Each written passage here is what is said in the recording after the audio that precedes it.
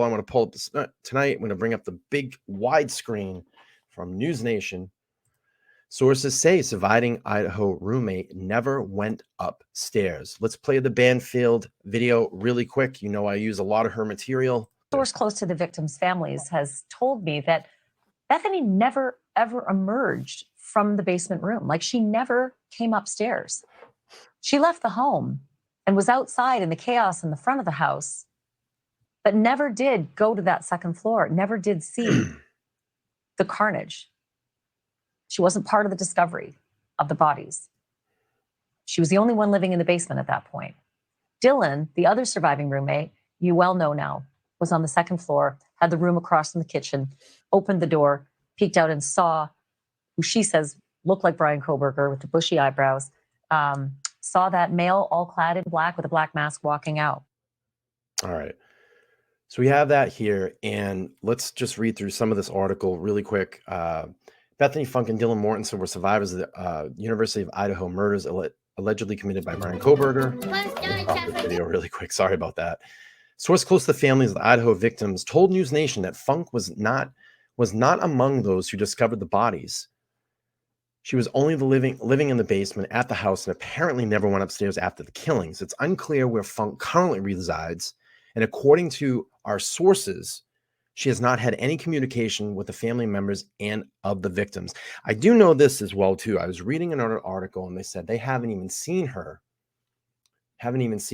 in and around campus as well. It says, no one that I've talked to, here we go here. No one that I've talked to has seen her, meaning Funke, on campus at this time. We've heard from Ethan Chapin's mother, and Ethan's siblings have gone back to campus. They're trying to move forward, but we haven't heard that Bethany is back there. Lauren Mathis, host of Hidden True Crime podcast, and told News Nation host Ashley Banfield.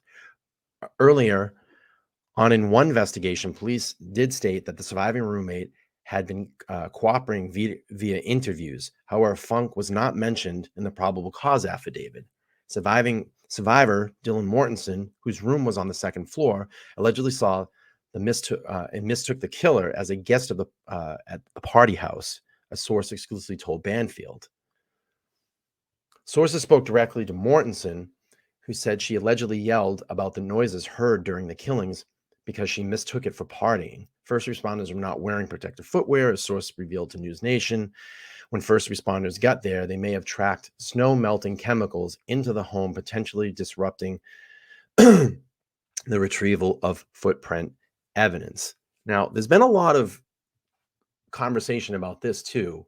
If it snowed on that evening, if it didn't snow on that evening, there was no snow. Honestly, I can't remember.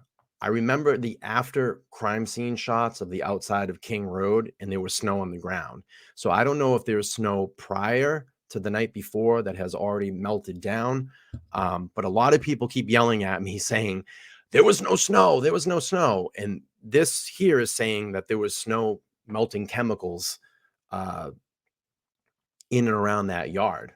So I don't know. I can't remember. And I've tried to even go back and look at weather patterns for that time of the month or that specific evening. And I can't find anything that said that there was snow.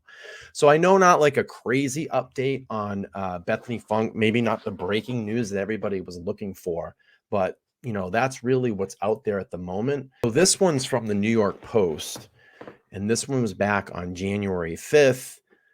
And it probably has a lot of information in it. It just basically goes through. So it says the night of the murders, police have not revealed where Funke and Mortensen were in the hours before the killings, but confirmed they got home just after 1 a.m. The four victims made their way back to the house by 2 a.m. According to the police report, unsealed in court, Mortensen woke up at 4 a.m. after hearing voices. We already know this. She reportedly thought that she heard Gonsalves say, "There's someone here." And crying came from Kernodle's room. There's someone here. Mortensen opened the door and found a figure clad in black, clothing masked and covered a person's mouth and nose walking towards her. We've pretty much gone over these details.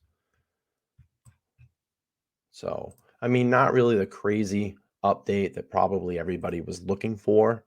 But, you know, nevertheless, it's information that's out there. It's information I wanted to report on and give back to you all.